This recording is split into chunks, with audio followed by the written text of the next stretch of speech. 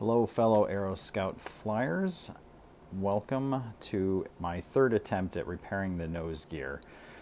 If you haven't seen my previous two videos, I had a couple other repair jobs I did after nose diving with this plane.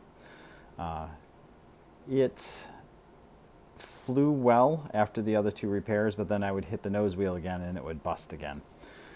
So the fallacy of my previous repairs was the thought that when it impacted, the wheel was going back. And so I tried to put reinforcements behind the support mechanism holding the wheel. And probably if I was more mechanically minded, it would have dawned on me that really this here, when it hits, it's rotating. It's trying to, and that's what it does, is it plunges into the body of the plane.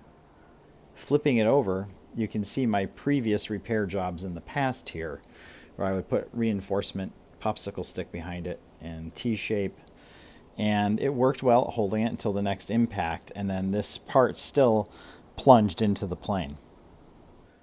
What I've decided to do this time is put some reinforcing wood under this collar that holds the wheel, so that when it tries to hit and twist into the body of the plane, it's got all of this wood, all this area it has to push in to helpfully keep it from plunging in so quickly.